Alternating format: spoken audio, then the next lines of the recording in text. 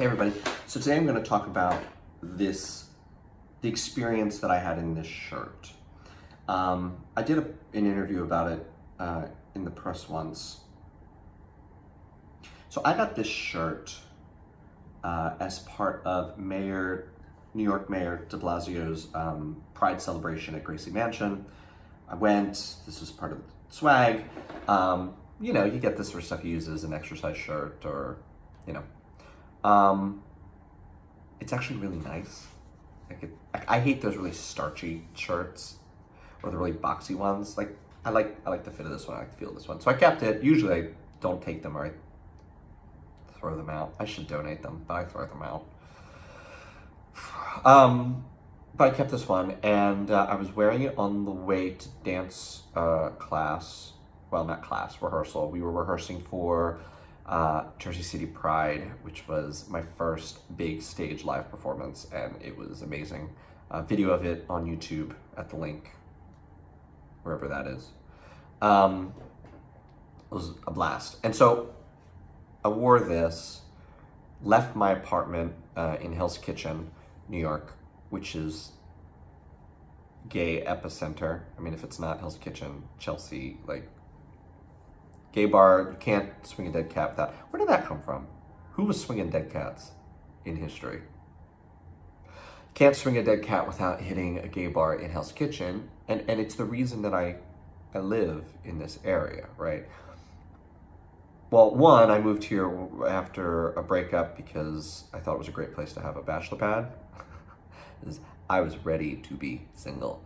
And also because, I grew up in rural suburban Pennsylvania.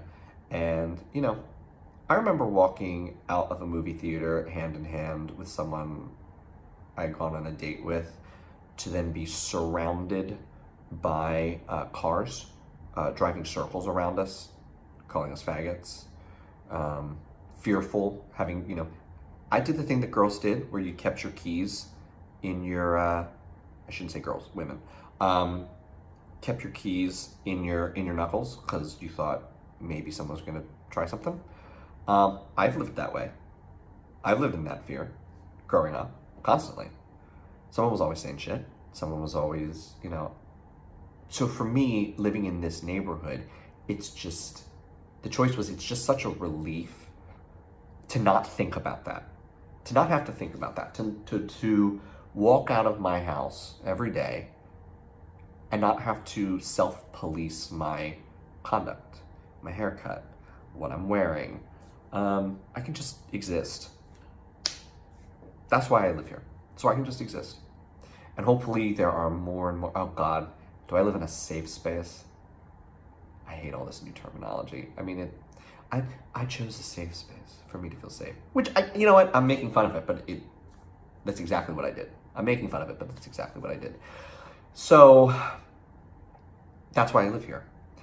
So I'm wearing this shirt. I leave my apartment on the way to rehearse, to do a 15-minute set at a Pride festival. My God, to go back in time and tell 12 to 17-year-old Jack that that's what he was going to do in years. Amazing. So I'm leaving.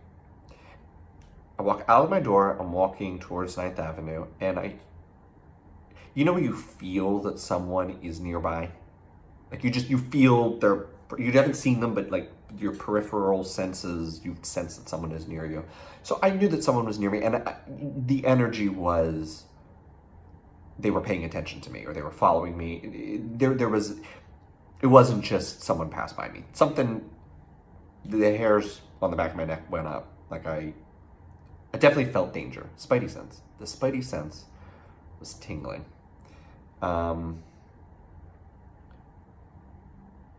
So our interaction, the first thing he did was screamed in my ear to the point where I sort of just had to dodge back, just screamed in my ear the word AIDS. Now, having come out of absolutely nowhere, I was not prepared. I'm usually pretty quick on my feet, but I was just shell-shocked. I just didn't know what happened. Didn't even register what he said. It was just a loud noise, and then it took a couple seconds. It took a couple minutes to sort of realize what he had said. I look over, and through the rest of the conversation, which you'll hear, I had come to assume that he was a man either of Jamaican descent or was from Jamaica, and his pupils told me that he was very close to me. So his pupils told me that he was either high or drunk. He was on something. Was not a homeless person. I mean, usually if you're getting screamed at on the street by a stranger, it's usually a homeless person. Did not appear to be, at least. Looked like someone who had bathed recently and did not give off the appearance of a homeless person. And there's a hustler club nearby, so immediately my brain is going through, where did this guy come from, what's going on, and I'm like trying to like deduce the situation. And I thought, okay, so he's drunk. He probably came from that strip club that's a few blocks away. That's where this person has emerged from, because people screaming AIDS at me on the street in Hell's Kitchen is not something that usually happens. So I'm trying to piece together the story here. So continuing with the story, so he screams that. I sort of take a big step back. And he goes on this tirade how I should visit the hospitals in Jamaica where all of the babies are dying from AIDS. My AIDS that I gave them, I'm responsible. How dare I murder children? So that's what he's screaming at me. Now, obviously, I'm wearing the homosexual uniform here, but it didn't occur to me that usually that doesn't get a call out. I forgot that I was wearing this. And that's the point. I forgot that I was wearing this because I don't think about these things. I don't think, don't put on your gay pride t-shirt if you're going to walk out of the house because something might. I don't have to think about that. I live in this area, so I don't have to think about that. So it didn't even occur to me. I realized it later that is how I was targeted. Either that or the gay face. Shimmy in the step, maybe. I don't know. So I had, you make a choice to fight or flee, and I made the choice I sort of took a look around the situation and saw that there were people on the street. If there weren't people on the street, I don't know if I would have made the same choice. But for me, it was like, well, there's at least going to be, if something happens here, there will at least be witnesses. So I walk the way I was going to walk to go get on a city bike to take it down and to rehearsal.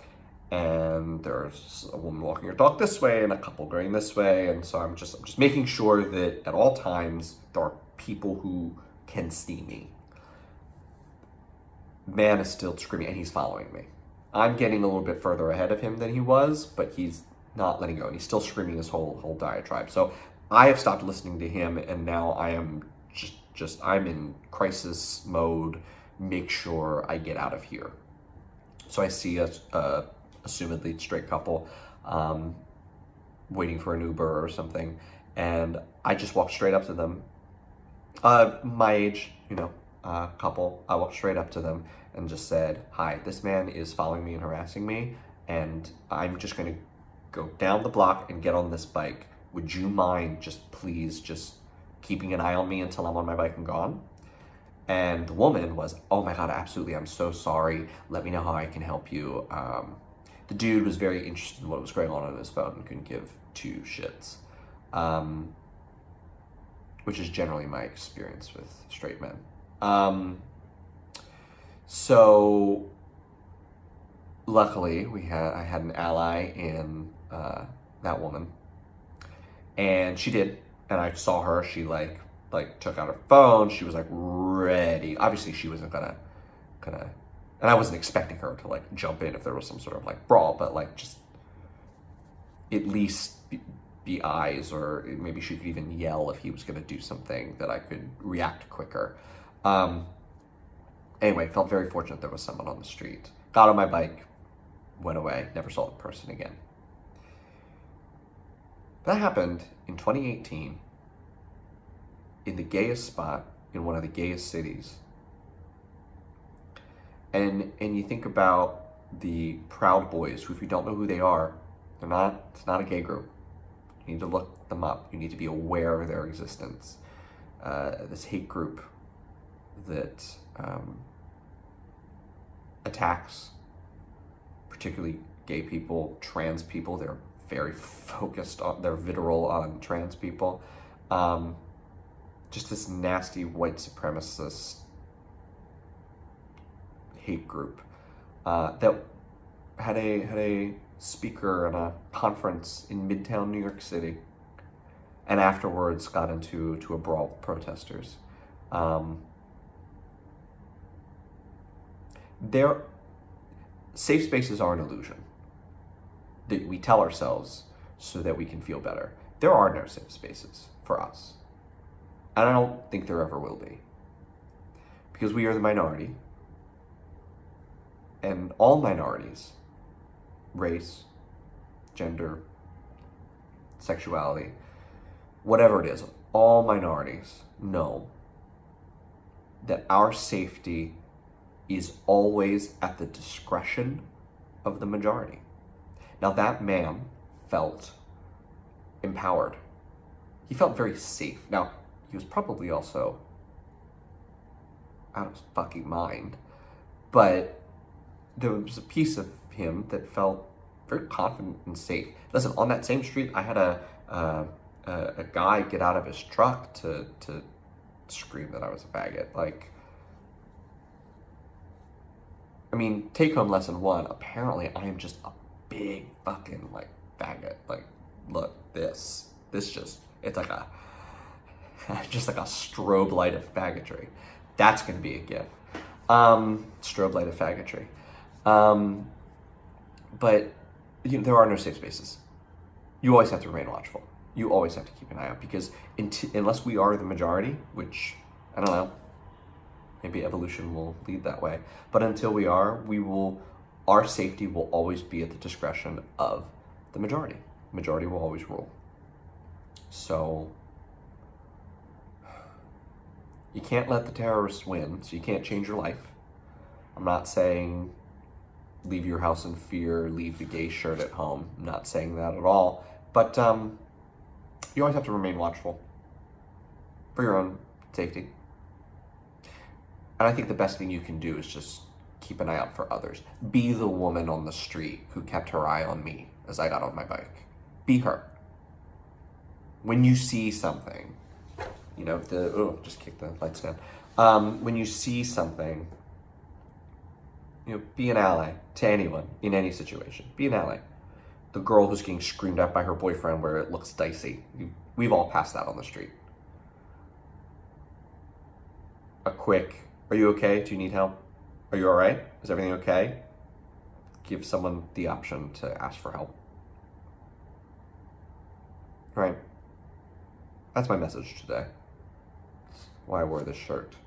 Just remember to be watchful, to be helpful, and that